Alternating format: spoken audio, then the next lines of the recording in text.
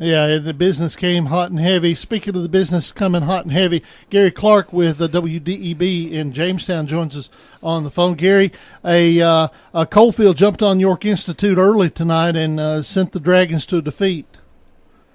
Yeah, as I was traveling through Friendship County here, I just thought I would give you a call. Somebody was listening. Somebody heard it. There was not a whole lot of friendship up there for you, was there?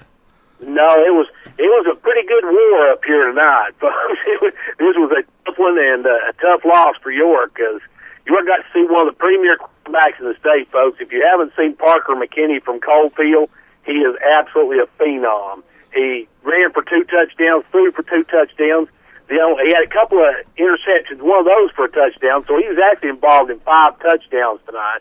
And he was just unstoppable for York. He could throw at will. He is a young man that's going to make a big name for himself in college football. We're talking to Gary Clark. He is the play-by-play voice for the York Institute Dragons on WDEB. I know there had to be some positive spots for York. Talk about what the positives were tonight for York. Well, York had some good moments. They had got almost back into a tie in the game, but they fumbled it right down the goal line at one point, and they actually the Josiah Headings had the interception that I'm talking about. This young man, folks, is he is a senior, but this is the first time he's ever played high school football was last week. And this young man already has 4 sacks last week. He has a 64-yard interception return and a 42-yard kickoff return. So, and this is his first year playing. So he is definitely a bright side for York, as he is, as I said, he is a senior, but this is his first year playing. Wow, that's you don't ever get that lucky usually when you get somebody out for the first time. That's true. I mean, this kid has been homeschooled, of course, through his elementary years and up through his junior year in high school, and the young man is just absolutely a phenom. We're talking to Gary Clark with WDEB on the Friday Night Thunder Scoreboard Show. Dennis Weaver, Eric Keith. All right, Gary, it's Grundy County next week, and I haven't even heard a score from them tonight, so if I didn't hear it, it may have not happened. But what are you guys looking forward to against Grundy County?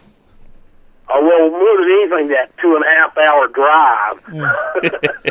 Hey, you go down almost to Chattanooga and then take a right into nowhere, and there's Grundy County waiting on you. So that's what we're looking for. I mean, it's a long drive, and at the end of nowhere, you take a left at nowhere, and you end up in Grundy County.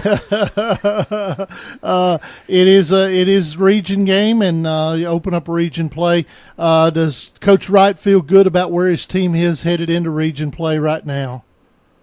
Well, with the exception of some miscues they've had tonight, they had a couple of turnovers tonight that really hurt them, and they had over 100 yards of penalties, and those are dumb penalties, kind of like a presidential tweet we've had a time or two. Indeed. Gary, as always, you do it better than anybody. Love you, man, and have a safe trip to Grundy next week. We know some people there, so it could also be known as the Friendship County.